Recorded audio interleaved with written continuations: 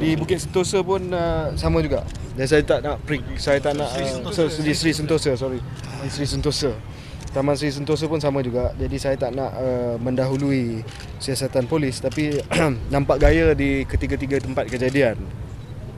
Ada 2 kepala babi hutan dan berapa kertas duit ringgit, wang ringgit, yang dikatakan jumlahnya 30 lah. Saya tak tahu apa dia punya signifikannya, tapi di ketiga-tiga tempat nampak macam ada pattern lah, ada perkara yang sama yang berlaku ya. Jadi di sini saya mewakili pergerakan pemuda UMNO dan juga pemuda Barisan Nasional mengecam, mengutuk sekeras-kerasnya lah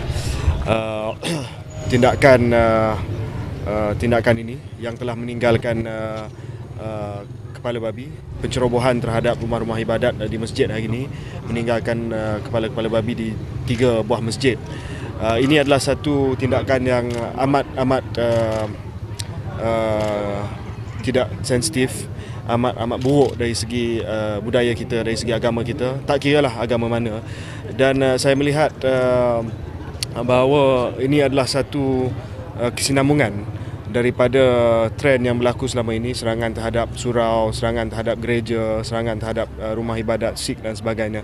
Dan kami menyeru, pemuda Barisan Nasional menyeru kepada rakyat Malaysia, terutamanya golongan muda, supaya kita bertenang dan biar pihak berkuasa polis melanjutkan siasatan. Ini tanggungjawab kita semua sebagai rakyat Malaysia, tak kira parti politik lah, tak kira Barisan Nasional ataupun Pakatan Rakyat.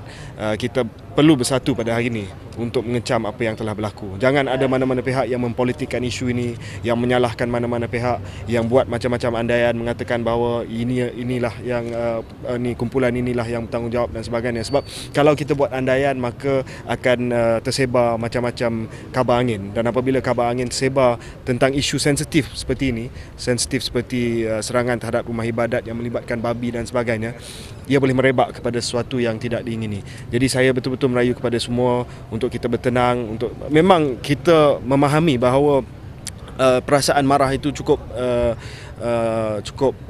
tersebar di kalangan umat Islam pada hari ini. Sama juga seperti apa yang berlaku apabila serangan terhadap gereja 2 minggu yang lepas. Tetapi saya harap kita semua dapat bertenang dan bertindak secara rasional dan matang. Sebab saya tak nak insiden ini, tindakan segelintir saja, merosakkan perpaduan negara dan memporak-perandakan negara kita. And I hope that the dream that is Malaysia is not destroyed by a minority that subscribes to hatred and bigotry. So as Malaysians, we have to rise together to oppose this, and hopefully, inshallah, leave it to the police to investigate and get to the bottom of this. The main thing now is to stay calm and to hope that investigations are completed and undertaken speedily, and that we can come together as Malaysians today to prevent this from spreading any further. It's a very sad day again. Habib, pemuda sendiri buat report polis pasal benda ni? Ada tak, sebab laporan polis telah dibuat oleh Jawatan Kuasa Karya masjid. Saya difahamkan di sanalah, saya tak tahu di sini. Tapi apa yang penting, ketua polis negara pun telah turun ke bawah. Tan Sri Musa Hassan pun telah datang melawat masjid ni, melawat masjid di Sri Sentosa. Jadi dari segi respons polis itu, pemuda pun kita ucapkan tahniah lah kepada polis. Ketua Polis Negara sendiri telah turun ke bawah, dan saya harap ini adalah satu isyarat kepada pegawai-pegawai yang tanggungjawab atas siasatan itu untuk cepatkan lagi siasatan. KP turun tu satu hal, tapi Kampung Medan ni sendiri satu kawasan yang panas. Ya, itu sebab itu saya sebut, saya datang. Pertamanya saya pergi ke satu masjid di Sri Sentosa tadi. Yang kedua, saya datang ke Kampung Medan. Kita tahu di Kampung Medan ni ada sedikit sejarah hitam dulu. di Kampung Medan. Jadi saya bersama dengan Ketua Pemuda UMNO bahagian Petaling Jaya Selatan, Saudara Rizwan, bersama dengan Ketua Pemuda Negeri Selangor, Ketua Pemuda Wilayah, kita semua datang turun ke bawah. Saya telah minta supaya pemuda mainkan peranan untuk menjelaskan isu ni kepada golongan muda di sini. Pemuda MIC pun bersama dengan kita, Saudara Mohan, Ketua Pemuda MIC Kebangsaan. Sebab kita tak nak benda ni merebak. Saya tak nak kejadian ini menjadi alasan kepada mana-mana pihak untuk mencetuskan ketegangan dengan apa-apa tindakan. Jadi itu memang kebimbangan saya. Kebimbangan utama saya adalah apa akan berlaku selepas ini. Jadi kita semua datang untuk mengecam. We all condemn this. Sebagai Malaysians, we have to condemn this together. Hari ini jangan kita fikir pasal politik, kita fikir pasal negara.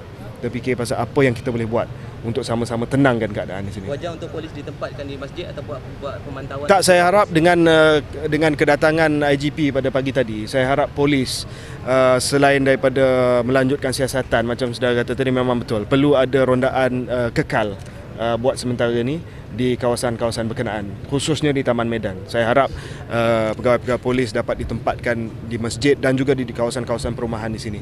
Sebab kita kena mengakui realiti bahawa keadaan sekarang ni tengah panas dan kita kena cuba meredakan keadaan. Dan kita perlu satu tindakan yang proaktif daripada polis. Saya tak nak istilahkan satu kejadian lebih membimbangkan daripada yang lain. Bagi saya apa saja serangan kepada ataupun terhadap rumah-rumah ibadat yang berlaku selama 2 minggu ini, sama ada gereja, kuil ataupun rumah ibadat Sikh ataupun surau dan juga masjid, semuanya membimbangkan saya. Cuma mungkin di sini adalah satu kedudukan yang unik di Taman Medan, sebab di sini pernah ada ketegangan berlaku di kawasan ini. Jadi bagi saya sebagai Ketua Pemuda UMNO Malaysia, Pengerusi Pemuda Barisan Nasional, saya sendiri turun bersama dengan pemuda MIC sebab saya nak bagi syarat bahawa jangan kita bertindak di luar batasan undang-undang. Sebab perkara ini amat sensitif dan jangan kita anggap perkara ini ringan. Sebab tidak. Sebab sentimen di mana-mana saja hari ini dan selama 2 minggu ini memang agak panas. Dan saya harap, saya merayu sangat supaya kita sama-sama bertenang untuk kita melihat kepada penyelesaian yang terbaik. Ya, jangan buat andaian dan spekulasi. Okay? Thank you. Terima kasih.